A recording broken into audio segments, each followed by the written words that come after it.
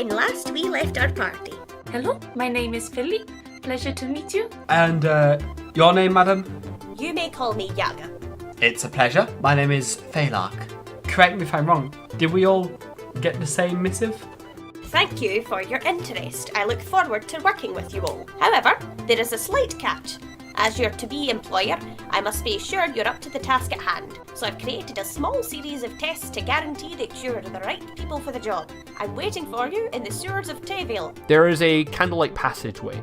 It goes forward for a little bit, and then you can see a stairwell starting to descend downwards. It looks like it might have been some sort of warehouse. There is one crate in the center of the room.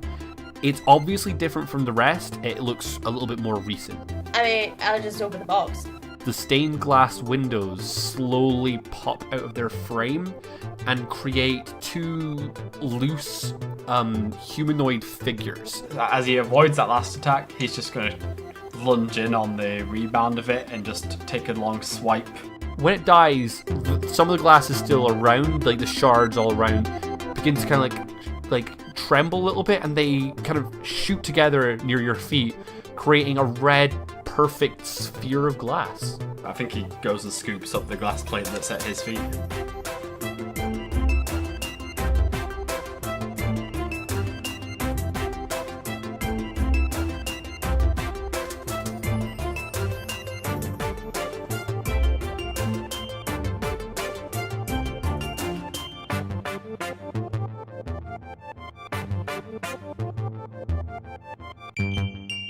Hey everybody, welcome back to Whack-A-Roll. My name's Luke. I am the Dungeon Master Boy. I'm the one who dungeons. Hi, I'm Tom. I'm playing Phalark, the disaster. Hi, I'm Dora, and I am playing the smallest boy of them all, Phillipe. And possessed by a demon called Yolo Swaggins, I'm Al, and I'm still playing Yaga. I just want to point out quickly, the smallest boy of them all is Kirby. Tom, do you want to quickly... Should we get this disclaimer out of the way? I have a small plastic Kirby, and it's kind of helping me get through the fact that I'm really, really sick right now. The first half of this day, I was not able to speak, but the steady intake of drugs has kind of loosened my throat a bit. We're all generally not in a great place, voice-wise. I'm pretty good, fuck you! Now that kind of like, you know, the stained glass is gone, you can kind of see that this room looks a little bit more natural without it, almost as if those stained glass windows were put in, like, after the fact. Now you have, like, thing of glass. What you do with the thing of glass? I ignore the thing of glass. I want to look in the chest that I busted in and wanted to open first thing. Everyone's just conveniently ignored that. Inside the box is a clock. It's just a simple wooden desk clock with a pair of brass hands. Both of them are set to 12, and the clock does not appear to be working. I'm too busy bleeding to really kind of pay attention to a puzzle right now. Are we all going to be a bitch about this? Do I have to cure wounds? As long as I'm on 2 health, I am going to be a bitch about this, yes. Phillipe has been on 2 health since that first hit he got. It's fine. Let's puzzle it. Let's puzzle it. So I've got the clock. You've got a clock and a glass circle. Yeah. Does the glass circle fit, like, is it like that? Is there a pendulum kind of thing that's missing, or it's way larger than that. It's about the size of a head. so would it maybe fit over the face of the clock? Like the clock is smaller than that. Like, you know. I want to take the clock and put it in the hollow chest cavity of the robot. Like, you kind of lift the clock up and do that, and it doesn't really seem to do anything. Meanwhile, I will say, while Phillipe, because you are kind of like looking at things through this glass, and you're like, does this go over the clock? When you do that, you kind of notice that there's writing on the walls that you can only see through this glass lens. What does the writing say? There are a handful of messages all over the walls. Oh my god, it's Dark Souls. They are very faded, with like this faint, like, white greenish glow. They mostly say things like John, Royal Daleen Bank, and then a date and a time. And it very much seems like this was a room for thieves, and this was the sort of place where like a thieving guild or something would hide their haul and give each other jobs by saying, this is where you shall be at this time. This is the target and the place. One of these messages stands out. Written directly in the door, with the paint glowing just a little bit brighter than the rest, there are two names written in a beautiful cursive, unlike kind of like the untidy scrawl that the rest is written in. They read Mr. M.V., that's M for Michael, V, and Miss H. Snake Eyes. H Snake Eyes. That sounds rude as fuck. Does anyone know Mr. MV and Miss H Snake Eyes? Nope. I don't know anybody, dear. 2005. MMV. Is there anything in the crates that, I don't know, maybe there's one of the crates have like an address to an MV or a Snake Eyes? No, as far as you are aware, like you kind of scan the room using the lens and whatnot, and these names only appear in one place and one place alone, and that's in this new fresh paint. All I can think of is spelling out the right times with the clock. Yeah, that's all I can think of. So as well. all I can think of the V is that it would be a 5. Yes. But I don't know what the M's for. Is an M 100? M's 1,000. But MMV is 2005. Does the clock go that high? We don't know how many hours No, we're in. It is a simple 12-hour clock. Okay, so we have a similar lunar calendar. Oh, for one of them, I'm going to try setting the eyes on the hands on the clock to 1:05. 1:05. So both hands are on 1. You set the minute hand and the hour hand to 1, and nothing I want happens. to do. Oh! I know it. Okay. Now that you just like actually said the word minute hand, I've totally got it. Okay, so My bad. yeah. Okay. So that's the minute hand to 5 and the hour hand to 2. That is correct, yes. When you slide the minute hand to 5, the first of the padlocks kind of like clicks and disappears, and then when you set the hour hand to 2, the second one disappears, and the door swings open, at which point it reveals a large meeting chamber of sort. And sitting at a table in there, surrounded by like a series of wooden stools, there is a young-looking woman human with a large, pointy, violet wizard's hat. A woman human? She has long...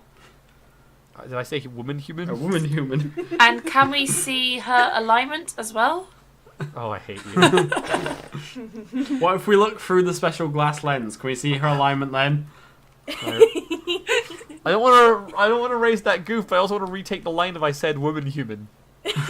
No, keep it in. No, keep the woman human. I love I've written woman that down human. on my notes now. She has long blonde hair tied back in a braid that reaches her waist, and wears long violet robes that match her hat. She wears a bandolier that have a series of small vials with either strange-looking dried herbs or bright, colorful liquids, and she's making notes on some parchment at the desk. And when you through a pair of circular spectacles, and when you kind of open the door, she looks up and she's got a gold pocket watch that she clicks. And she just looks at the clock, looks at her note, says, "Acceptable." When she looks up, you see the last kind of defining feature, which is that she has this large, intricate, spiraling tattoo that covers the left side of her face, and you can see it continuing down her neck. Are you Top Cat? She kind of looks at you a little bit confused. Will there be anything else? Or She goes, "No, that concludes your test. Thank you. Allow me to introduce myself. My name is Lucy, Lucy Vanderbloom." And she kind of stands up, she brushes off her robes, moves around the table and holds out a hand to shake. Phillipe, with some excitement, sticks his hand forward. It's like, "Hello, my name's Phillipe. Very nice to meet you." "Oh, I know who you are. I know who all of you are." should we know who you are? "No. I work for the Contessa. I believe you all received her missive." I have the letter. I'll just pull it out. Yep, I think that she kind of she gestures to the stools and says, "Shall we?" I'll take a seat. I'm very old and very tired. Yeah, Phelark will sit down as well. Yeah, so Philippe's gonna go and join them and sit down as well. Lucy returns to her notes. She shuffles a few into a satchel that's on the ground by the foot of her stool, and she pulls out, first of all, a brown cloth sack that makes a very satisfying jingle when it lands on the desk. As promised, for completing trials, here's your 100 gold each. And she passes the bag over the desk. For the main body of the job, she reaches into her bag and pulls out a sketchbook that she rips a page out of and slides it across the table. It has a drawing of 4 books on it. Are they like good drawings, or is it kind of like Luke's drawings? Thanks. Ow. Al. They are rough sketches, but they are detailed enough that it's not like you would have trouble recognizing the items. Your patron and my master, the Contessa, she collects magical artifacts, especially those that come from before the Great War. She has been collecting this particular series of tomes, and she's almost completed her collection. But she's missing the final 4 volumes, and she taps the bit of paper on the desk. The pair of us have been looking for these books for almost a decade now, and finally we managed to trace these back to a wizard called Kemnal. Kemnal spelt Kemnall. She rattles off this like history lesson, like, you know, she's a bit of a, you know, brainiac, and she likes to kind of like ramble, and she explains, you know, he was this prominent military leader in the war who fought on the side of Tayvale, the city that you are currently in. However, he went missing during the war, and people believed he died in battle, and his personal library was then turned into the Tayvale Library. That's nice, just jacking a dead guy's stuff. Yeah. Wait, Yeah. don't. Let me do that again. That's phrased badly. Oh god! No, you're not. No, we're keeping it. There is no retakes, Tom. We don't do retakes here. I've Okay, not cut just out like cut, 100 just places. cut out the second of silence between you guys hearing the Oh joke no, and getting no, it. we all no, Tom. If we're gonna embarrass you with your dick joke, we're gonna embarrass me and Al for not getting it for like a second. Yeah, like it has to dawn on us slowly. Okay. She, at this point, Lucy kind of looks up. She kind of like realizes that she's been rambling. She goes, "Your job is simple. We think that the library has some sort of hidden vault or something in it that will contain these books, that will contain Kemnal's secret stash, if you will. We want you to break into the library and find us these books." Okay. I've got a few questions, if you don't mind. Of course, ask away. We'll answer anything we can. When we came in here, you said our timing was acceptable. Has that been sort of held up against anybody else's times? Oh yes. What's your basis of comparison? I think Lucy looks awkwardly up at the GM, who just wanted it to be a decently cool line. Are there any speedrunners? Was there a way we could have clipped through that wall? If I had a shield, could I push it really hard to go through the wall? Was that the true way to solve the door puzzle? I do have a shield. Wasted a chance.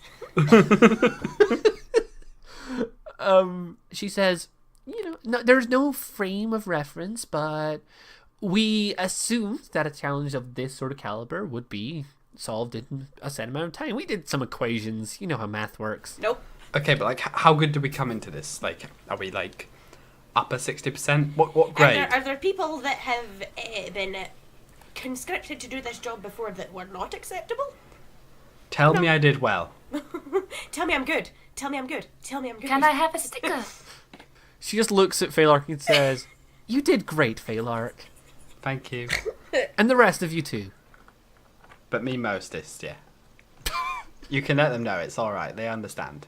And second thing, and at this point he'll sort of like, he's going to not lose it, but he's going to try and, it looks a bit more stern. So why these 4 books in particular? What's so special about these? They're in the collection of an old wizard. An old wizard that went missing during a great war, for one thing. The Contessa is just a collector. She collects these ancient tomes from pre-war times, and this is just the last in a collection. That's dodgy. That backstory's never led to anything bad before. Exactly. Considering the rarity of these items, I assume they might be worth perhaps a little more than 300 gold apiece. I think... Give me a persuasion check on that. Okay, I'll do that. Can I, like, help him just by, like... Yes, Granny needs her medicine. Can I add to his role in any way just by being like, yes, I agree, and we outnumber you? Helping is an action. Helping as an action allows you to impose advantage on an ally's roll. How are you going about helping first? My idea was just to kind of add on the pressure by, like, backing up Phillipe and, like, staring down Lucy like, yeah, you know what, he's right. Yeah, I think that's absolutely reasonable. So, Tom, give me a persuasion check with advantage. Right. Or if you Okay. want it to be like intimidate, you can do that as well. Do I not need but- to roll something to see if I successfully help him? No, helping is an action, so you just need to claim that you're doing it.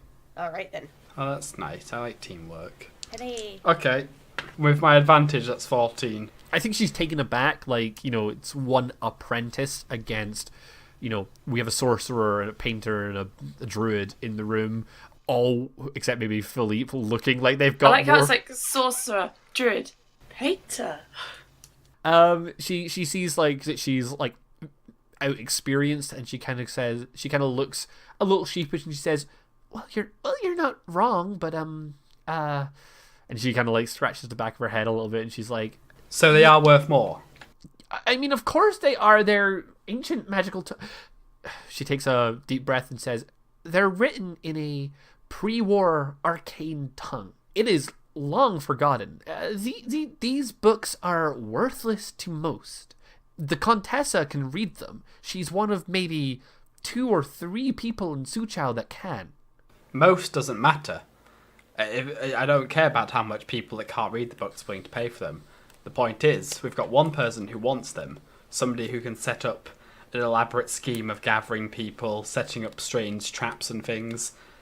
I think they're probably quite well suited to give us what we're worth at the end of it. How much are you proposing, Phillipe? Guys, huddle. We are literally huddling. Like we've gathered in the corner.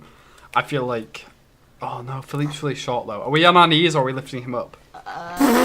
You've got stools.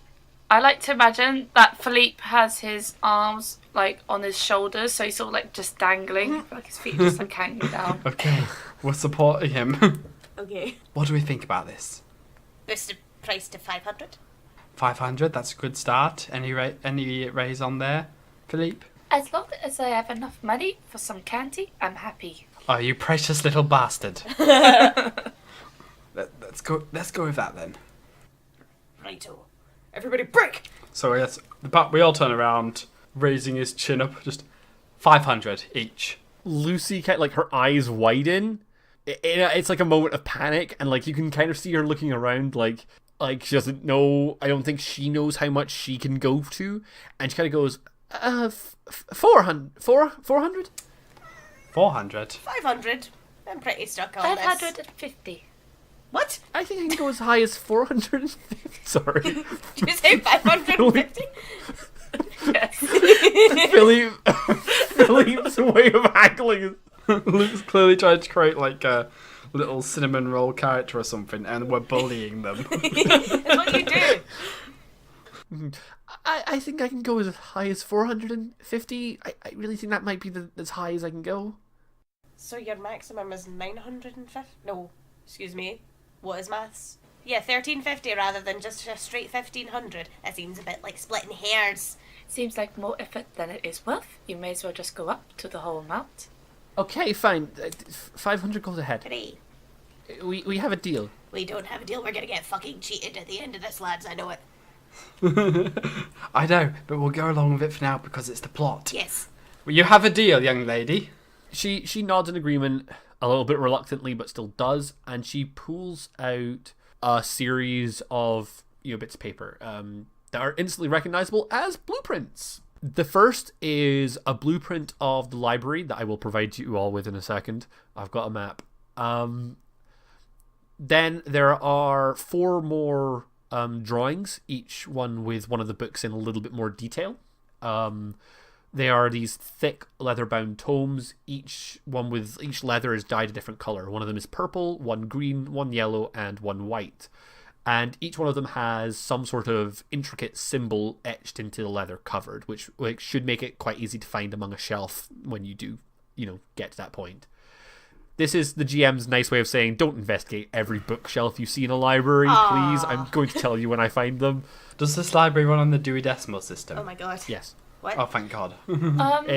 There's a guy called Dewey. He's really cool. Oh Jesus. Great.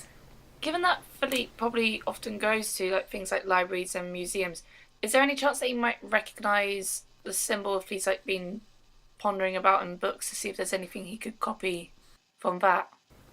I'm definitely going to remember you've asked that, but I'm going to finish off these descriptions and then we'll go back to that point. Lucy at that point picks up her satchel and scrunches up the stuff that she was working on, puts it in her bag, and she nods to you and says, every evening, my mistress and I will be waiting for you in a cave to the east of the city. Just follow a path, you'll find it in no time. She kind of I think she also provides a map to the cave she's talking about. I think at that point she says, is there anything else you need help? What were those tome colours again? Purple, green, yellow, and white. Tom, your note taking is on point. Good luck. We look forward to seeing you again. And then she wanders off into the distance. Oh shit! I do want to ask something. Okay, you chase after Lucy. What do you want? You say I'll be waiting every night, but how long for? What's the deadline? Ooh, yeah. Says, do you have a watch? No, No. clocks don't exist in this world. She goes into the next room. She picks up the clock that you did the puzzle on, and she pulls out from her the sleeve of her robe. She pulls out a thin wooden wand, and she kind of flicks it a couple of times. It doesn't work the first time. She kind of mumbles under her breath, and then takes a deep breath and flicks her wrist again. And this transmutation spell kind of shrinks it down into a watch, into a nice handy wristwatch that she hands over to Phalark. Well, just the face of it, right? No, she makes an entire wristwatch out of it. Oh, nice. Okay, cool. It's just I like the idea of it being just a shrunk entire desk clock, just with a couple bits of leather either side of it. Yeah. And she smiles and says, we'll be waiting from, let's say, 10 p.m. to 3 a.m. every night. Every night. Until when? Let's say we'll wait for 2 weeks. If not, we'll assume something bad has happened. Ah.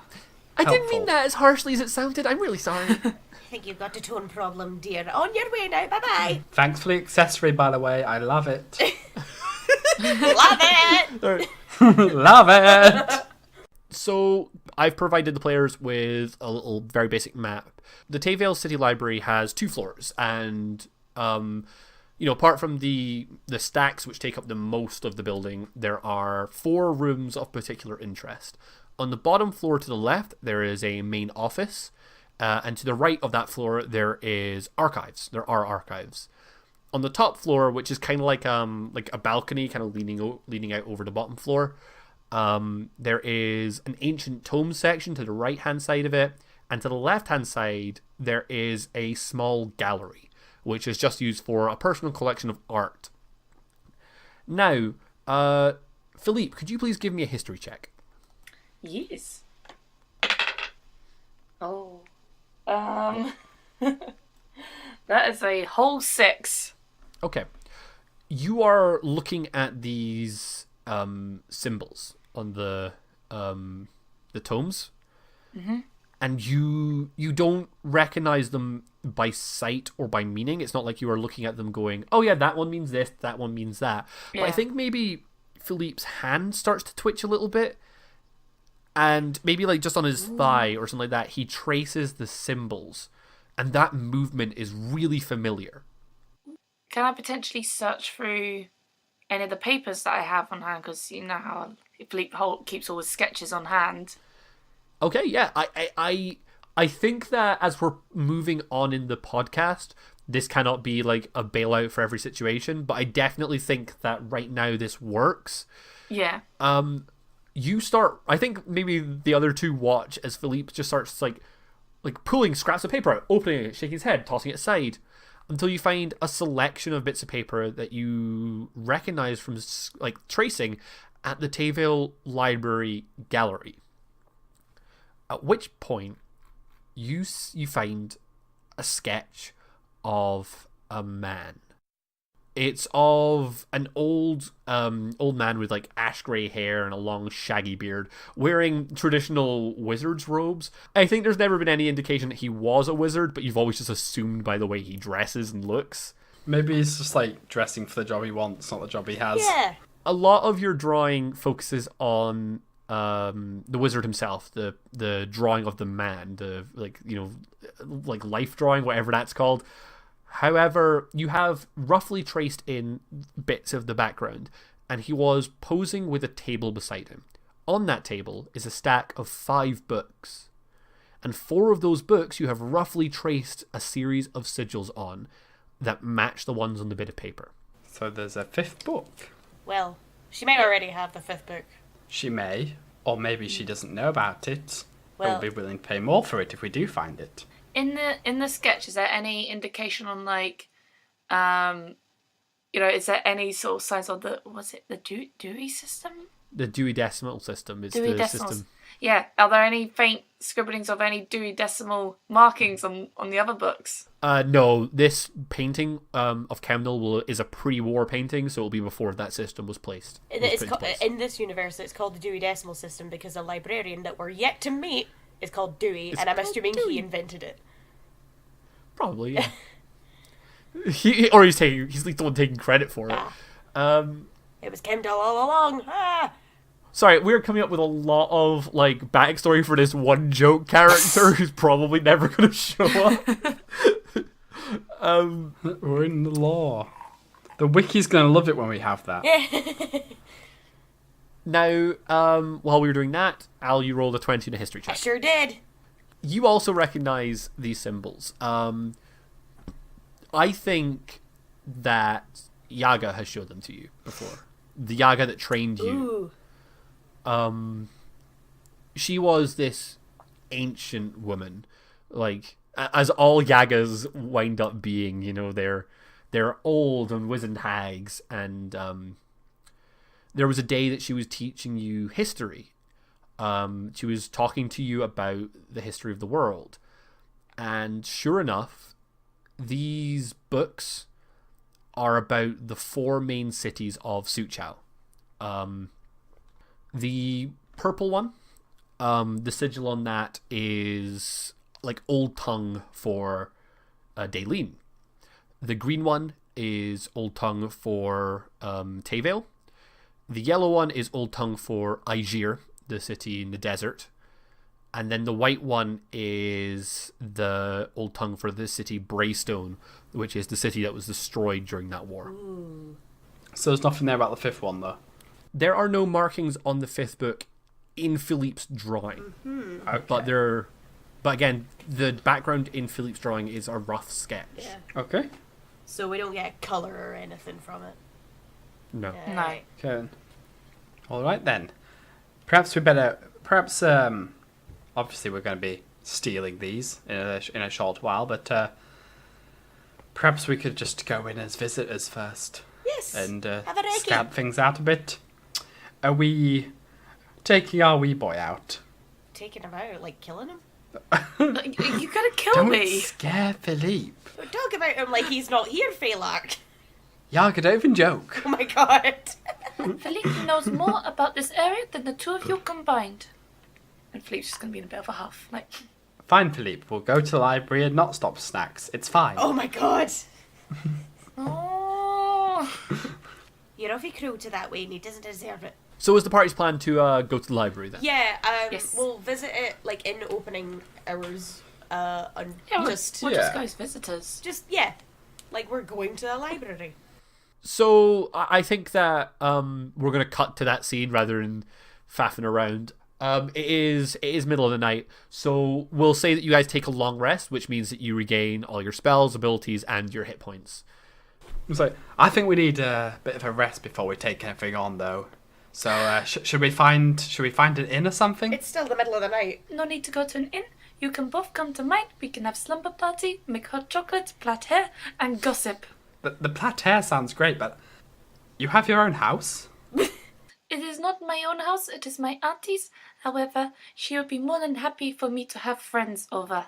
She would not mind at all that your friends are 2 grown adults, no?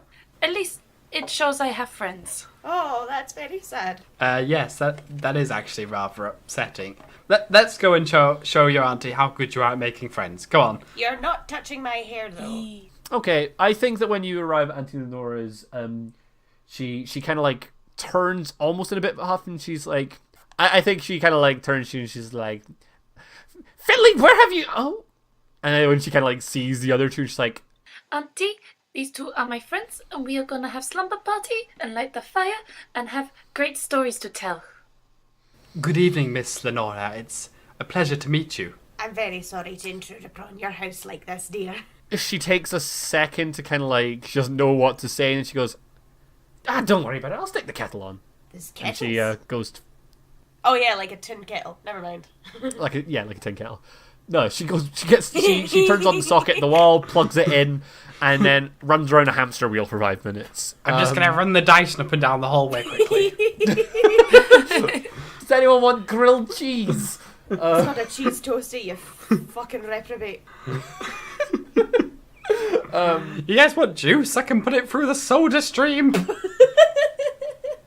I think for maybe the first couple of hours, Lenora stays up, although she's a little bit tired, to make sure that the two fully grown adults that are like her nephews just brought along aren't gonna do something strange. But after a while, she just realizes that you're all kind of just chill people. On to the actual slumber party activities. Can I roll to see how well I plait Phelox's hair?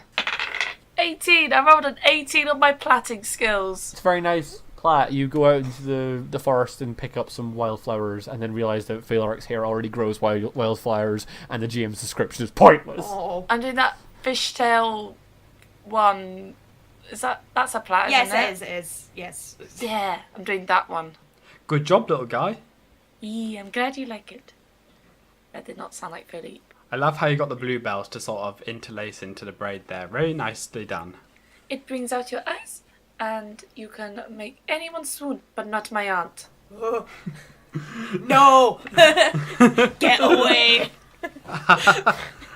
Points Well, of finger. I didn't need a braid for that, Phelarc. But don't worry, I'll teach you a thing or two when you're a bit older, eh? The next morning, after your slumber party, you head to the library. During the day, it's got a young man sitting at the front desk, who's sitting there reading a book. I think maybe when you guys enter, he kind of looks up. He recognizes Phillipe, and then kind of like raises an eyebrow at the other two. But there's no entry fee to a library, so he just kind of shrugs it and sits down. All right, Phillipe, you know your way around. Can you take us to the gallery? Yes, follow me. And yeah, so Philippe's going to head up to the art gallery to see if he can find the original painting. You pop up to the gallery, and sure enough, like, it doesn't take long for Phillipe to kind of like take you to the portrait in question. And yeah, it is a more detailed version of Philippe's sketch. I think for certain, like, the person in the painting is not like, there's practically no change in quality between Philippe's sketch and the painting on the wall, because that's Philippe's thing.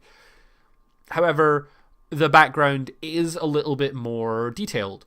For one, he is in a library, but it's different from the one downstairs. While the one downstairs is multiple like standing shelves, the bookshelf that he is standing in front of is one giant, almost curved bookshelf. And you now get more detail about the books on the table. So, sure enough, the top 4 books in the stack are the 4 books that you are looking for. The 5th book, however, is a copy of a well-known children's story that goes by the name of The Treasure Hunters. It's the story of a young group of ragamuffins that go in search of hidden treasure. The only other kind of like piece of relevant information in this is that there's an engraving always hidden right under our noses.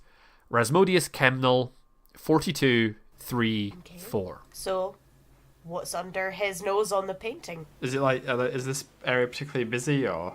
The library itself isn't busy. I will say that like maybe you saw 2 other people downstairs kind of like floating around, but no one else is up here in the gallery right now.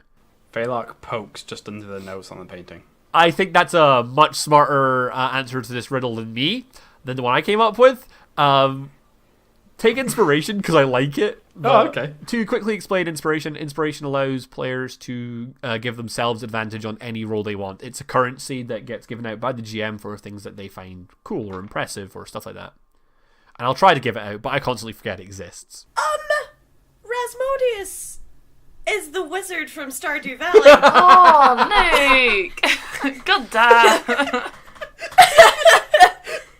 You can't sneak that by me. I've been fucking playing that. I have an idea, lads. How about we find this treasure hunter's book, and in that little bit of quotation, it says 42, 3, and 4. So maybe we could try opening to those pages, because a book you read under your nose. If the wizard had particularly bad eyes, I suppose he might have held it that close. But altogether, it's not a bad idea. Wizards tend to have poor eyesight. I've known many. I suppose you've had time. How dare you? So where is the children's section then, I suppose? Both look at Phillipe.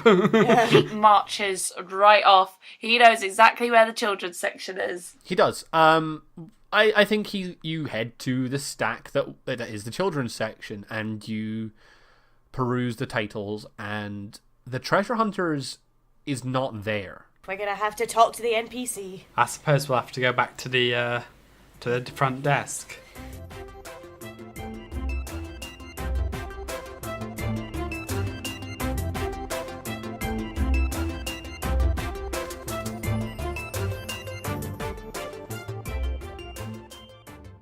What time is it? Well, clocks haven't been invented yet, but it's probably around time for me to plug some stuff.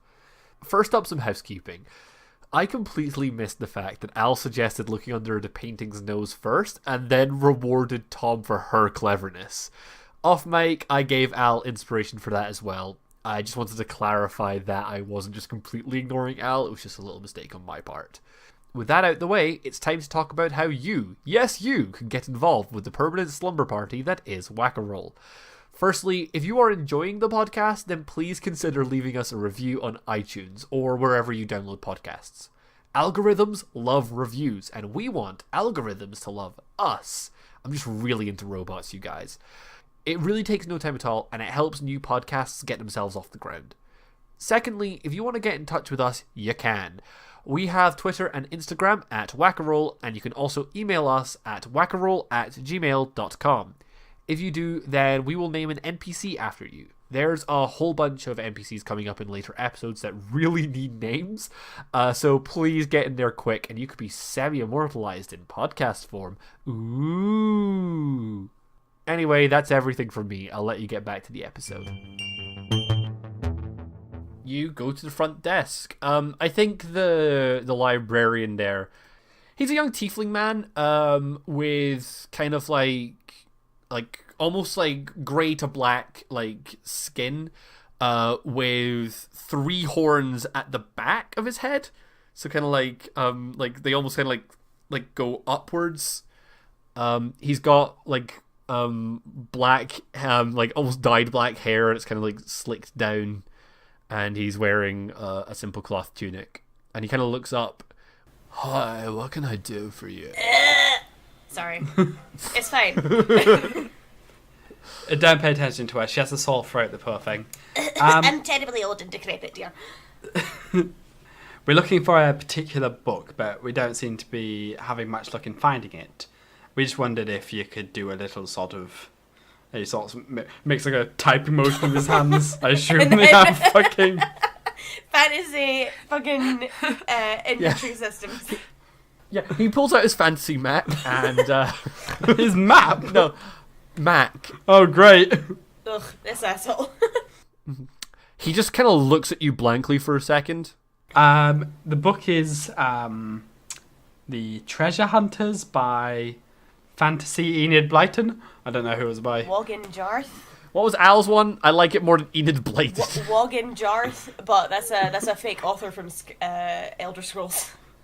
Okay, so we're going with Fantasy Enid Blyton. Why does it have to be Fantasy Enid Blyton? Why can't it just be Enid Blyton? Enid Only Flighton. fantasy Eden Bone. Now, you know what? Her first name is Fantasy, her middle name is Eden. So, It's by Fantasy Enid Blyton, I think. yeah, I know the one you're talking about. And then he kind of like, he pulls out a scroll from underneath the desk, and he kind of like... Why does he need that if he's got a Fantasy Mac? Because that It was a joke, Thomas. He kind of like reads it for a second, then he kind of like taps the title you're looking for. He's like, "We got a copy, and it's in the archives." Oh. A children's book in the archives. I mean, I suppose it's a very old children's book. I think the librarian just shrugs. Okay. Maybe go and check it out. Let's have a look then, Waynes. Well, all right. Thank you for your help. What's his name? Is there a name tag? Good sir. Yeah, his name is Good Sir. Spelled Gudsi with an umlaut instead of the dots R. Thank you for your help, good sir. Libraries are a valuable public service and should be better funded. Like, Thanks, Tom. I think when you say that, he looks up and says, "Thanks, I was going to be obnoxious for a second and do like something really annoying, but I agree with your sentiments. So I'm just going to tell you right away that the archives, you need to get a key to go in there. You need permission from the librarian." Oh, could we go ahead and do that then? Why do you want to go in there? Because we're looking for this book. We just told you. Phillipe is going to pull some serious puppy eye business, you know. You're asking an awful lot of questions for a librarian. What is it to you what we need a book for? We need a book so we came to a library because we need a book, okay? Okay, one of you is now going to need to roll a persuasion check. Which one of you wants to do it? Whoever does it will have advantage. I want to add help by just pointing out to good sir that our boy he can't sleep without his bedtime story, and he really wants this one. It's been 3 days. Philippe's gonna be on the verge of tears. Prestidigitation is sort of making bags under my eyes right now. Give Philippe some tears as well. Okay, who wants to roll the persuasion check? Can I roll deception? You're not lying. You do need to go into this room. Oh, I was more it was more so deception in terms of Crocodile me tears. trying to, crocodile tears. Actually, I think that's a fair reason for it then. We're lying about our motives. I think you can justify that. There is a lie involved. Okay, then Philippe, give us your deception check. That is a 21. Oh, baller. Snotty nose and everything. Okay, this is above my pay grade anyway. He kind of tosses you the key. He tosses it towards Phalork. Okay. Catch. Roll dex. Yeah, roll down. Dexterity saving throw. Oh shit, I got a 2! It clatters to the ground and it's really awkward. I think that one of the other patrons of the library just goes, "Shh." Thank you very much, good sir. You take care. Whatever. You're doing God's work. Who? Which one? There's a lot of them. What? Wait a minute. Hey, Phalork, I don't know your name at all, but I'm just going to say the plot's over there. You should go there. Good advice, thank you. Yes, let's move. Shut up. Me and good sir have a thing. You head towards the archives. The archives is a very dimly lit room. It has windows, but they're really small, narrow ones that are covered by curtains. And there's just a series of books. And it doesn't take you long to find the copy of The Treasure Hunters. Excellent. Turn to page 42. You open the book to page 42. Is there anything in particular there? There's a story. What's the whole page? What does it say? Yeah. It says a whole bunch of words that I am, for the love of God, not going to try to improvise. I do not have the entirety of a fictional storybook written up. Okay, so... No. So will we do a perception check, or is it investigation, to see if there's anything worth seeing? It's, give me, I guess, an investigation check. Oh, no. Oh. Well, I only got 5. Yeah, you've done the 42, now you need to do the 3 and the 4. Alright, well, whatever. Okay, let's go to page 3. I think you switch to page 3 and, there's a bit of... You're on a page. It's got some words on This it. is going to be the same for all the pages. It's a book. What do you want me to say? see if it's like the words. I don't know. I'm thinking of all those lame book puzzles where it's always like, ooh, it's the 42 word. Look for the word nose or something. All I can think of is like Bible passages, just because That's where my mind went as well. Okay, so let's think of it biblically. So chapter 42, paragraph 3, word 4. That's a lot of chapters for I a know, kid's but- book. I'm going to say that it is not a large enough book for there to be 42 Alright. chapters. Well, let's try page 42, then paragraph 3, word 4.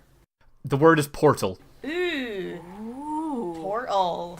I think that when you see the word portal on the page, like, you are instantly aware that there's something weird about it. And as you kind of stare at it long enough, I think Phillipe feels the urge to touch it. I touch it. I touch it. Phillipe. Just like, I just love this idea of Phillipe just kind of staring directly at Phillipe like Phillipe, and his hand just And like closer Philippe's and eyes closer. kind of like shift slightly, like going back and forth. Don't you? Well, staring Don't- dead don't. at Don't Philippe's you do- eyes. Philippe's just gonna reach his No. hand out and just No. tap it. No. And then when he taps it, Phillipe just vanishes. Feel like we can't lose this when his aunt knows we have him. Oh, piss. Phalark's just kind of like spinning the book around his hands, shaking it and stuff, seeing if a boy falls out. Right, well, I'm gonna touch the word portal because I'll assume it'll take me to where he went. And Yaga disappears. I don't like this. If only there was a way for Phalark to join them! Oh, it's very reluctantly, but yes, he presses the portal word. I think we follow Phalark as, like, while it looks to you as if the other two just vanished, like, you feel this, like, supernatural tug on your finger, and you can't lift it away from the book, and you slowly... Pull my finger. Jesus. Thanks for ruining my cool description, Tom. And this kind of whirlwind of pages fly out of the tome, and you get pulled into this vortex of like glowing blue light and paper that circles around you. And when you kind of like blink again, you're suddenly standing in the clearing of a forest. To either side of you are Phillipe and Yaga. Totally safe, totally fine. Just maybe a little bit disoriented. I was just wondering, how long have we actually been in through the portal? Real time, so it would have been like maybe maximum a minute between Okay. between Phillipe and like Phalark. Straight off the bat, this world looks weird. Oh no.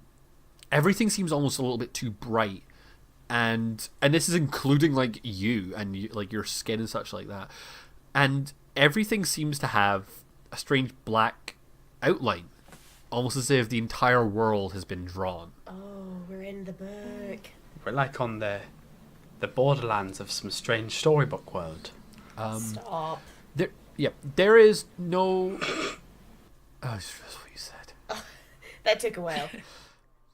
There are no obvious paths into the forest around you. However, immediately behind you, you can see a podium on which a book sits. This book is pretty damaged. You can see pages scattered around the base of the podium. However, there is an illustration, kind of like the book is open to an illustration that kind of like it's dangling out the book, but it's still connected to the spine of it.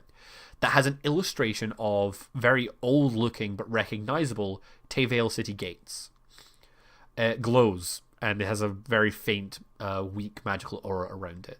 I think that might be another portal. I don't. In front of you, there is a crooked tower with a pointed top. It is this impossible stone structure like that kind of like leans at an awkward angle and then jerks back in a different angle, but has a nice red like conical top on top of it. There is a door at the base of it that is open and kind of like off its hinge. I mean, first things first. Does anybody know the plot to this book that I'm going to assume we've wound up in the inside of? It's well known, so It would be a history check to kind of recall that information. I rolled a 12. So did I, and that's a +2 to int checks. That's what I was saying the DC was. So Yaga, you kind of recall the story in its base. It's the story of a group of young children, 4 kids, who go out to sea hunting treasure. They wind up on an island. You remember them fighting some sort of giant, and then they sail back home. There is no tower or really any sort of like forest in that book. Well, my estimations have been incorrect. That is pretty much the information you're getting. Is that idea is wrong. Alright. Thanks, GM. Wherever we wound up, I gotta say I quite like It's very pretty. Shall we head on over to that tower then? I suppose so. As you approach the tower, what is everyone's wisdom ability score, please? 11. 12. 17. Fucking nice, yo. So that is what is known as your passive perception. Your passive perception is, rather than me asking you specifically whether or not you are listening for them, you don't need to make a claim for, I am looking for, I am hearing for. It allows me to just say whether or not you hear something. I think Phalark and Philippe just kind of happily stroll towards the tower. However, Yaga, you catch a glimpse of something moving behind the door frame. It darts across the room, at which point you kind of like stop and listening, and you can hear movement, like the sound of shuffling around, and the sound of like paper tearing inside that room. Paper. Alright. I'm not gonna stop, I'm gonna keep going towards it. Alright, you two, have your guards up, there's something in there.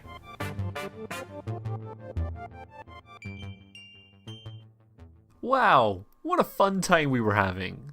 Thanks for listening to Whack-A-Roll, we really appreciate it. If you enjoyed this episode and like what we're doing, consider subscribing and leaving us a review on iTunes or wherever it is you download the podcast from. On top of that, why not send us a little tweet or whatever it is you do on Instagram? I don't understand young ragamuffin social media things.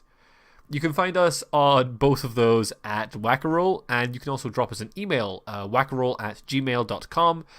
If, like me, you're too old and don't understand Instagram and just wish things could be easy like they used to be. I mean, email is like electronic mail. That's a simple idea. I don't know where this bit's going. We'll be back in a couple of weeks for the next episode. We'll see you then. Boy.